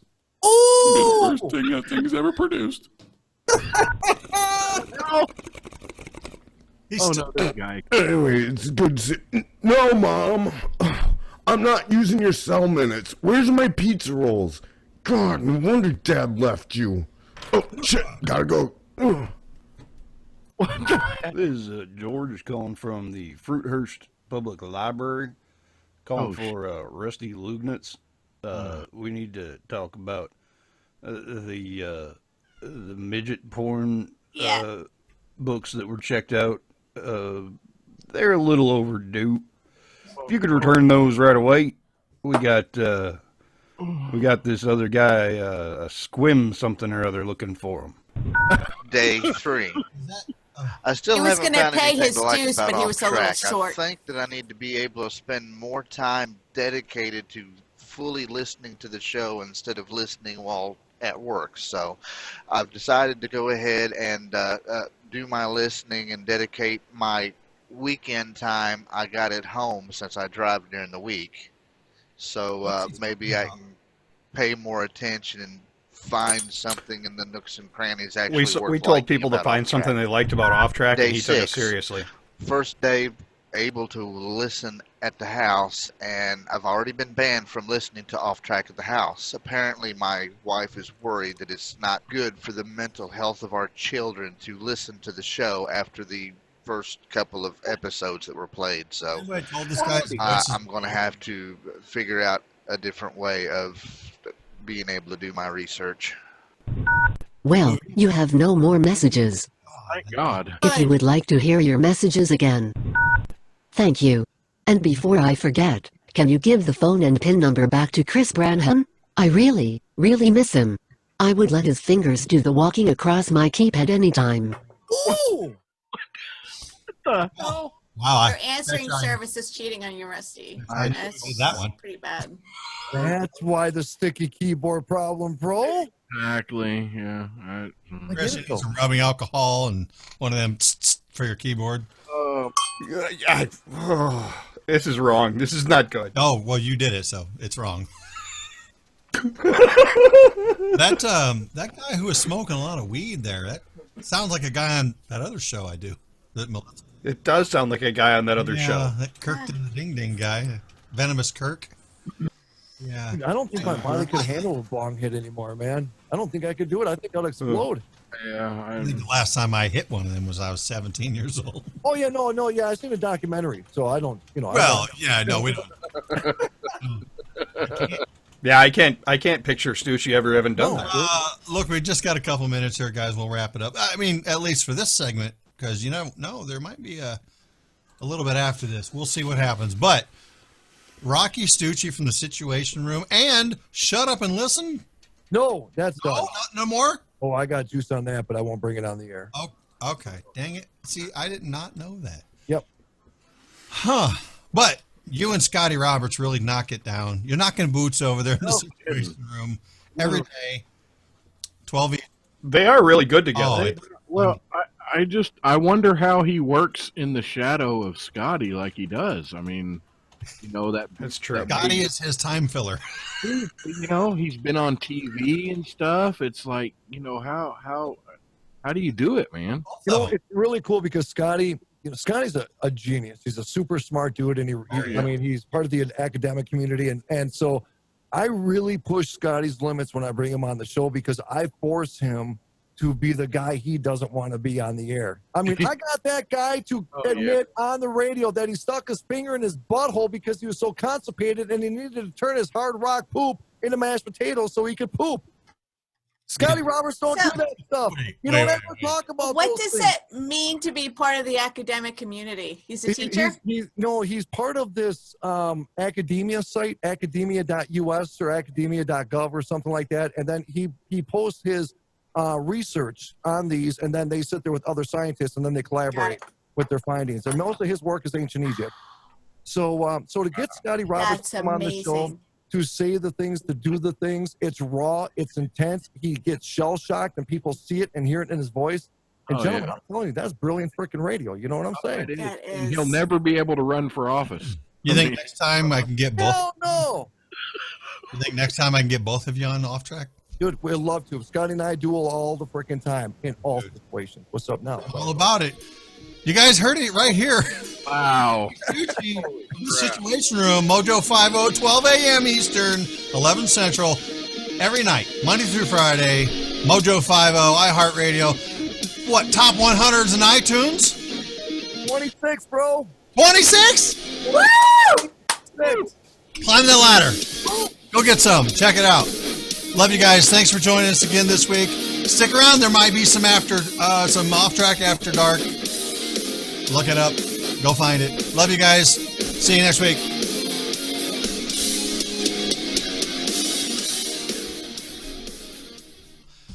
Dan.